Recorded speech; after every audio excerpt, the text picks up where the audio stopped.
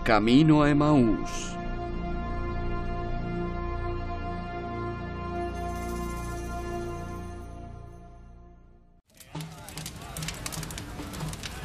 Un domingo, hace más o menos 2000 años, todos estaban agitados, hablando de los eventos de los últimos días. Un controversial nuevo líder había sido matado por las autoridades y nadie estaba seguro de lo que podría seguir aconteciendo. Dos hombres, amigos de este líder, estaban muy preocupados.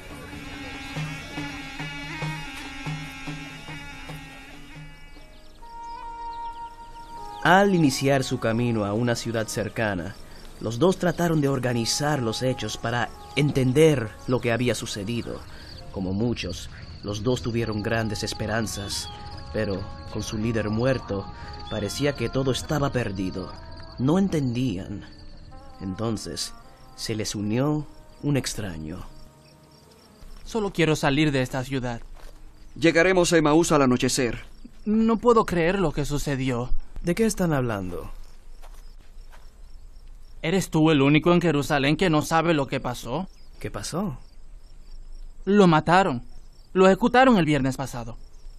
¿Mataron a quién? ¿De verdad no sabes?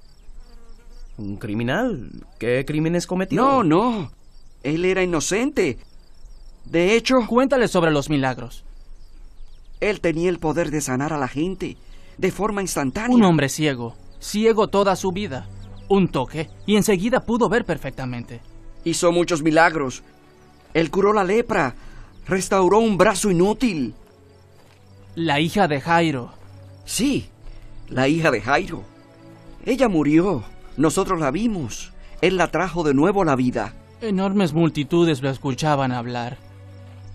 Miles de personas al mismo tiempo. Y cuando él hablaba con la autoridad de un profeta, enviado por Dios. Y no fue como los otros líderes religiosos. ¿De qué manera?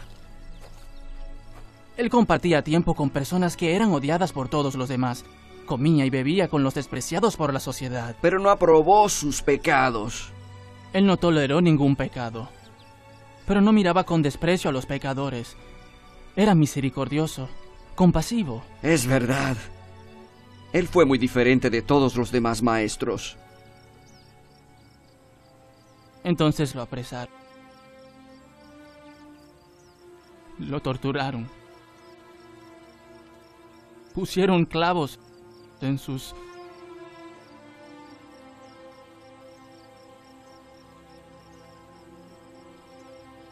En el Gólgota. Ellos lo crucificaron. El viernes. Allá murió el viernes.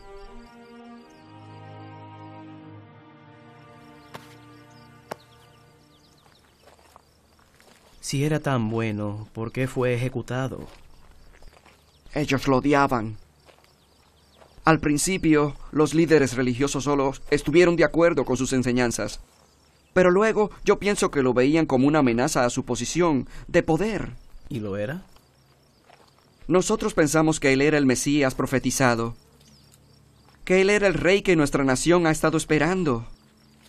Pusimos toda nuestra esperanza en él. Pensamos que nos salvaría. Este hombre, ¿cuál era su nombre? Jesús. Jesús de Nazaret.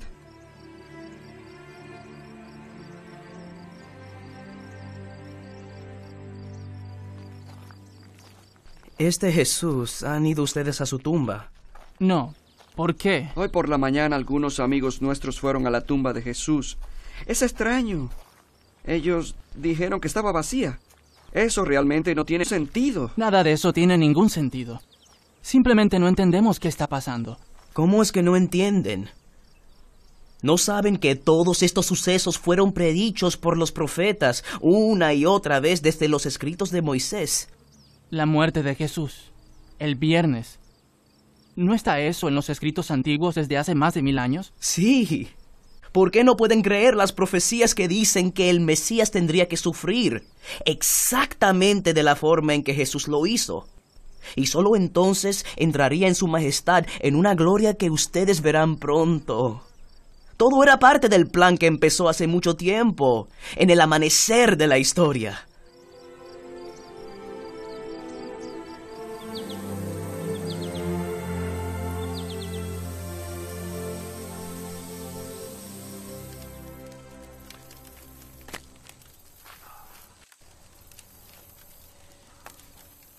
Entonces, ¿estás diciendo que la muerte de Jesús es el cumplimiento de una antigua profecía? ¿Tenía que morir nuestro amigo? No veo la relación. Comencemos por el principio. Cuando Dios creó el mundo, había completa perfección. No había pecado, ni dolor, ni tristeza, ni muerte. Pero llegó la maldad. Satanás, ¿correcto? Sí. Satanás vino a deshacer la armonía que Dios había creado. Dios había ordenado al primer hombre y a la primera mujer, Adán y Eva, que nunca comieran de cierto árbol. Pero Satanás, en forma de serpiente, los sedujo a desobedecer, diciendo que si comía un poco, se volverían iguales a Dios. Pero eso no era cierto. Satanás había mentido. Y Dios les había advertido que si comían de ese árbol morirían. Adán y Eva se rindieron ante la tentación, rechazando el plan de Dios para ellos. Inmediatamente sintieron culpa y temor y trataron de esconderse de Dios. Desobedecer a Dios causaría que ellos experimentaran las consecuencias de su pecado, un mundo de dolor, sufrimiento y muerte, ataques diarios del malvado. Ese es el mundo en que todavía hoy en día vivimos. Pero Dios no abandonó a la humanidad. Él fue a ellos y les anunció que su plan para arreglar las cosas, que un día un descendiente de ellos nacería y aplastaría a Satanás y al poder del mal. Este descendiente, el Mesías, traería nuevamente la paz al restaurar la relación entre Dios y la humanidad. Sí. Y al principio nosotros pensamos que Jesús era el Mesías. Parecía que él podía hacer cualquier cosa. Pero entonces, cuando estaban a punto de ejecutarlo, ¿por qué no los detuvo? Si él era el Mesías, ¿no podía fácilmente destruir a sus enemigos y a todos los impíos? ¿Quieres decir como el diluvio? Sí, como el diluvio. ¿Por qué no acabó con los impíos otra vez? Tal vez con otro diluvio o algo así. Acabar con los impíos. Mis amigos, ¿y quién habría quedado? ¿No tienen ustedes pecado? Bueno, Tal vez ustedes entendieron mal la lección del diluvio. En los siglos después de Adán y Eva, el mundo se volvió cada vez más depravado, rebosante de violencia y de maldad. Dios envió un gran diluvio para acabar con los impíos, con todo el mundo sobre la tierra, excepto un pequeño grupo, la familia de Noé, que sobrevivió en su arca. Cuando se acabó el diluvio, Dios creó el arco iris. ¿Recuerdan para qué? Sí, para recordarle a las futuras generaciones que Dios siempre los protegería. Es cierto. Pero el diluvio también fue una advertencia. Dios es paciente, pero finalmente su paciencia tiene un límite, como pasó con la gente del tiempo de Noé. Llegará el día del juicio. Un día todas las personas estarán enfrente de Dios para responder por sus pecados. ¿Incluso los hombres justos, como Noé? Incluso el hombre más justo es capaz de hacer el mal. Hay pecado, es decir, rebelión contra Dios, que yace en lo profundo de cada corazón.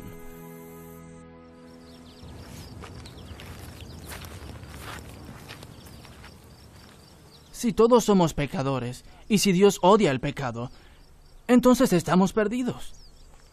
El castigo será terrible, eterno. ¿Qué puedo hacer? ¿Podré alguna vez hacer algo bien para Dios? No, no puedes. Porque Dios exige perfección. Pero anímate, amigo mío. Porque Él entiende tu situación. Él está lleno de compasión y misericordia. Por eso es que Él interviene para rescatarte. No olvides la promesa del Salvador que arreglaría las cosas, que te haría perfecto ante los ojos de Dios.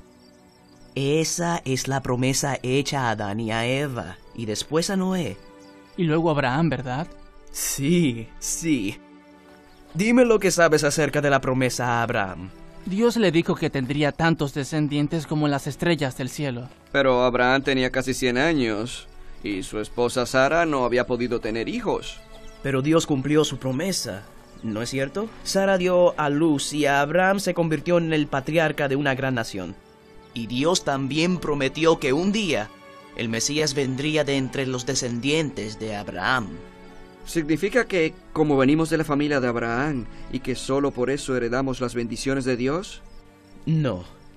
Algunos creen eso. Piensan que de alguna manera un grupo es superior a otro, pero eso no es lo que Dios enseña. Recuerden la historia original. Dios le prometió a Abraham que todas las naciones de la tierra serían bendecidas por el medio del descendiente de Abraham, el Mesías.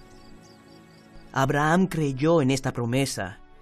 Eso es lo que lo hizo bueno ante Dios. Recuerden lo que fue escrito. Le creyó Abraham a Dios y esto se lo tomó en cuenta como justicia. Como ven, ante los ojos de Dios, los verdaderos hijos de Abraham son los que creen en el Mesías, como lo hizo Abraham, sin importar cuál sea su nacionalidad. Nosotros creímos que Jesús era el Mesías, pero sí lo era. ¿Por qué no nos liberó de nuestros enemigos? ¿Esperaban ustedes un Mesías que fuera como Moisés? Bueno, sí. En los tiempos de Moisés, el pueblo fue esclavizado por los egipcios. Ahora estamos bajo la tiranía de los romanos. Sí, hay algunas similitudes, pero recuerden toda la historia. Fue la rivalidad entre los descendientes de Abraham lo que los llevó a vivir en Egipto, donde se convirtieron en esclavos. El pueblo sufría, pero Dios no los abandonó. Él rescató a su pueblo levantando a Moisés como un gran líder. Moisés le exigió al rey de Egipto la libertad para su pueblo. Cuando el rey se negó, Dios envió plagas a los egipcios. Pero eso es lo que no entiendo. Moisés fue un gran líder que luchó contra los opresores. Pero Jesús, él ni siquiera se defendió. Muy cierto, no lo hizo.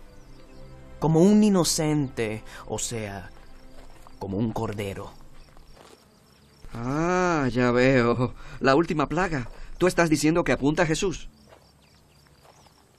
No lo entiendo. ¿Cuál fue la última plaga contra Egipto? Bueno, que la muerte vendría sobre el primogénito de cada una de las familias en el país,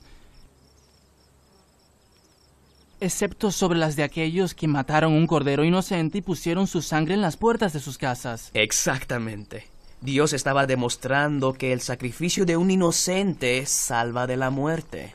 Por eso es que lo recordamos todos los años. La celebración de la Pascua. Sí. Y tú estás diciendo que la Pascua, la cual hemos celebrado desde el tiempo de Moisés, apunta a Jesús.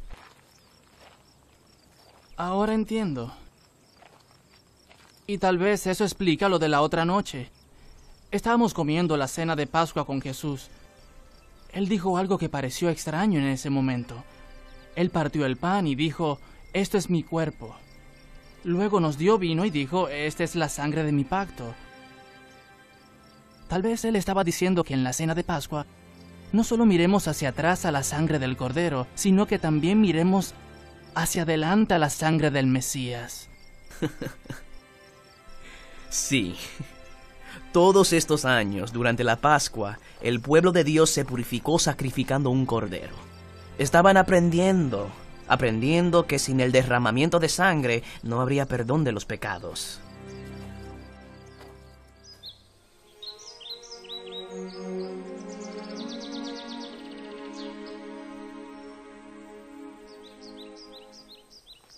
Creo que veo la conexión entre la sangre de los corderos sacrificiales y la sangre del Mesías, pero no entiendo por qué la muerte del Mesías salvaría a alguien.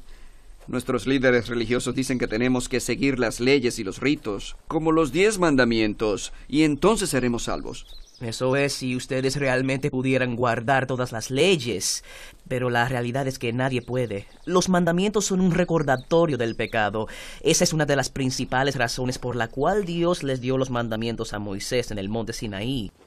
Cada uno de los 10 apunta a una debilidad del corazón humano, revelando cómo cada persona desafía los principios de Dios. No adorar a nada como a Dios, excepto al verdadero Dios. Honrar a los padres, no tener sexo fuera del matrimonio, no robar, no calumniar a nadie, no desear lo que pertenece a otros. Yo conozco los mandamientos y los he guardado. ¿Has guardado perfectamente todos los mandamientos? Bueno, yo... ¿Alguna vez has sentido codicia, odio o lujuria? ¿Has sido egoísta? Incluso tener malos pensamientos es incumplir la ley. Pero yo soy una buena persona. He ayudado a otros cuando he podido. Doy a los pobres. Tal vez no soy perfecto, pero... Pero Dios es perfecto. Él establece las normas. Y la norma es la perfección. Entonces, ¿qué podemos hacer?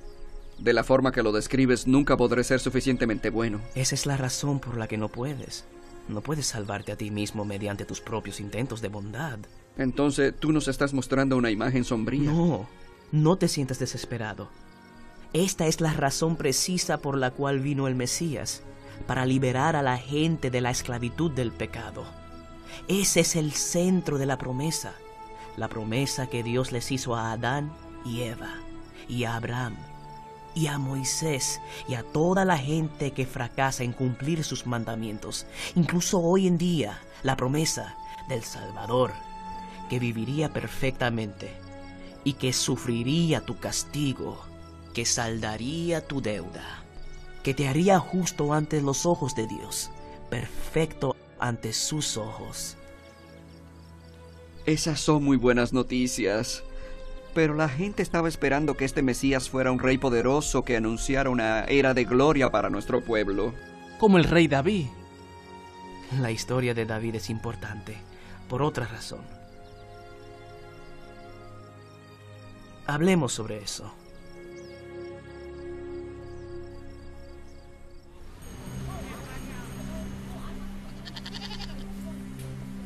Mucho después de Moisés, David llegó al trono como enorme riqueza y gran poder. Sí, él fue un gran líder, un héroe militar. Hemos estudiado sobre él. Entonces saben que él también cometió muchos pecados. Sí, él tuvo un romance con la esposa de otro hombre. Luego mató a ese hombre para poder casarse con ella. Estos pecados atormentaron la conciencia de David.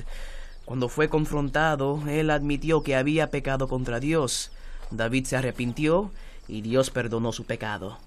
Como Abraham y Moisés antes de él, David no solo reconoció que era pecador, sino que también confió en que Dios lo perdonaría por medio del Mesías prometido que vendría a arreglar las cosas. ¿Estás diciendo que hoy en día no necesitamos otro rey como David? Ustedes necesitan a alguien más poderoso que David. Un rey que esté por encima de todos los reyes. Dios prometió un descendiente que establecería un reino mucho más grande. Un reino que durará para siempre. Un reino de paz perfecta. ¿Es Jesús el descendiente prometido? Jesús. Sí. Y un día, todos reconocerán a Jesús como la persona que realmente es. Él es el camino, la verdad y la vida. Nadie puede ir a Dios el Padre excepto por medio de Él. Es exactamente como Él nos dijo.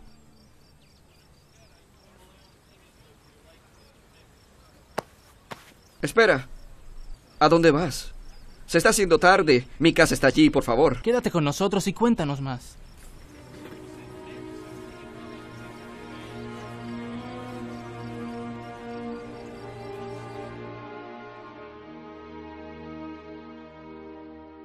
Entonces, hace solo una semana las multitudes vitoreaban a Jesús como un rey. Y días después lo torturaron y lo mataron públicamente. ¿Y estás tú diciendo que hace más de 1000 años se escribió sobre estos hechos?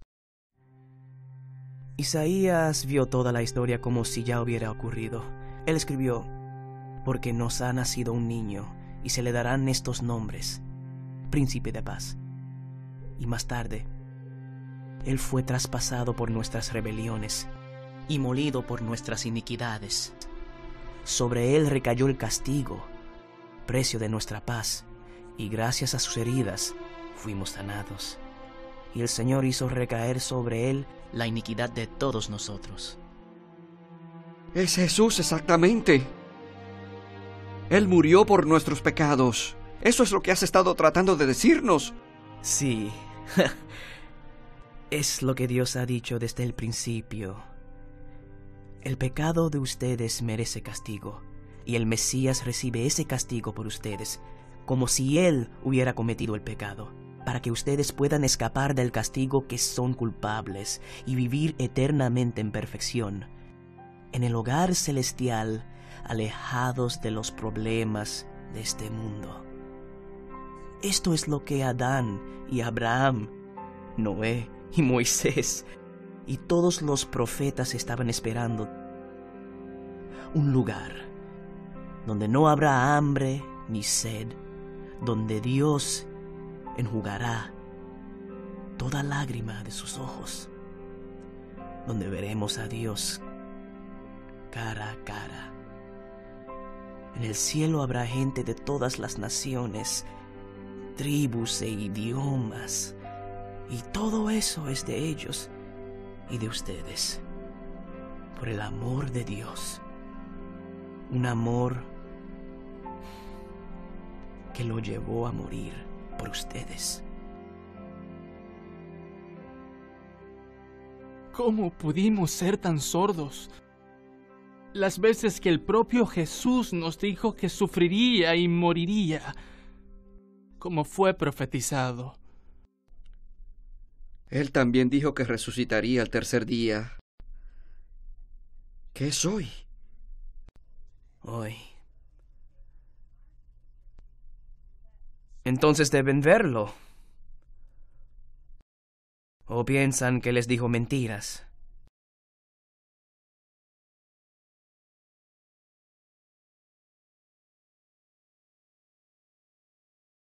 Baruch atah Adonai, Eloheinu melech haolam. Como nuestros padres Abraham, Isaac y Jacob fueron bendecidos por ti, oh Señor Todopoderoso, Rey de la tierra, bendícenos y también esta comida.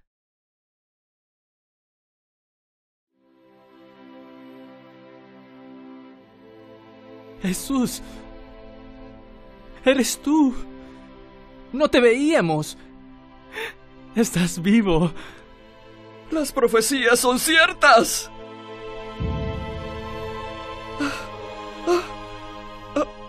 Tenemos que contarlo a los otros. ¡Vamos! Ahora todo tiene sentido. Jesús es el Mesías, el cumplimiento de todas las profecías. Sí, sentí como si mi corazón ardiera cuando él nos explicaba. Isaías había profetizado que el Mesías nacería de una virgen. Y así fue. Y el profeta Miqueas dijo que el Mesías nacería en Belén. Y allá fue donde nació Jesús. Y las profecías decían que él vendría de la familia de Abraham y David. Y de ella vino Jesús. Isaías también profetizó que el Mesías daría vida a los ciegos, que haría oír a los sordos y que haría caminar a los cojos. Vimos eso con nuestros propios ojos. Incluso resucitó a los muertos. ¿Y recuerdas hace 3 años, cuando el primo de Jesús... Juan. Sí, Juan. Él señaló que Jesús dijo: aquí tienes el Cordero de Dios que quita el pecado del mundo. Él dijo que Jesús era el cumplimiento del cordero sacrificial del tiempo de Moisés, cuya sangre fue derramada por nuestros pecados. ¿Y recuerdas cuando Jesús estaba en el juicio? Ellos le preguntaron si él era el Mesías esperado. Él dijo: yo soy. Jesús no fue torturado y ejecutado por su pecado, porque él no había hecho ningún mal. Él fue castigado por nuestro pecado. Pagó el castigo por nosotros como nuestro sustituto. Y él no murió porque fuera más débil que los que lo odiaban. Él hizo lo que tenía previsto hacer desde el principio. Él sufrió y murió porque nos ama. Él ama a todo el mundo.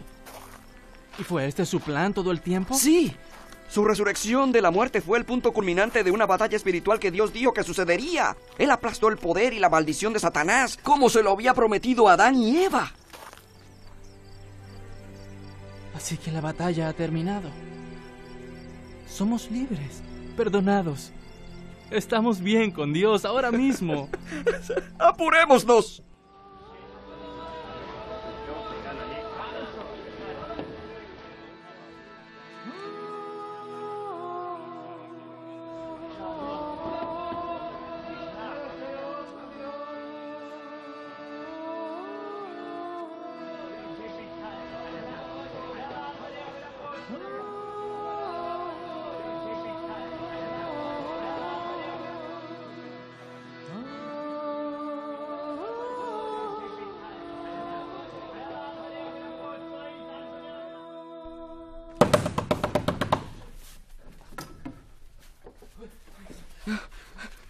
¡Lo vimos!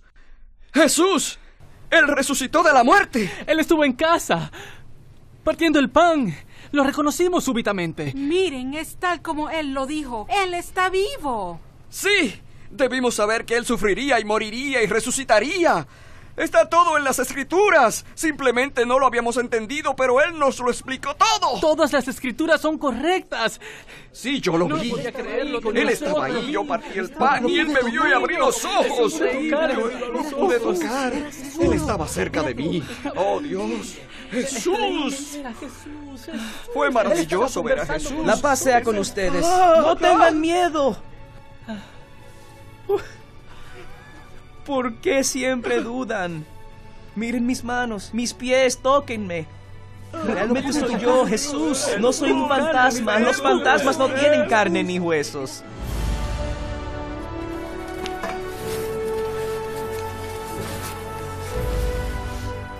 Todo lo que les dije antes concluye en esto.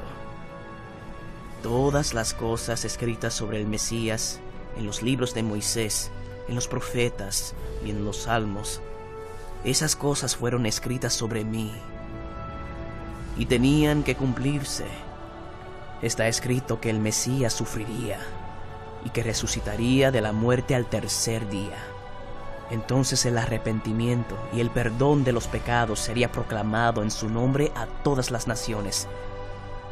Empezando aquí, en Jerusalén.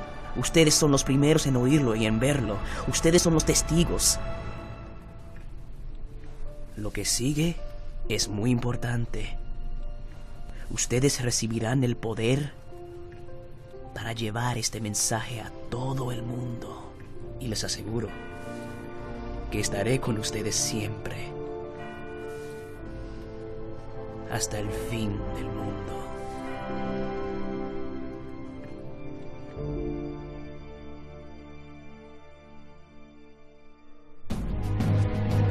En esto consiste el amor, no en que nosotros hayamos amado a Dios, sino que Él nos amó y envió a su Hijo para que fuera ofrecido como sacrificio por el perdón de nuestros pecados.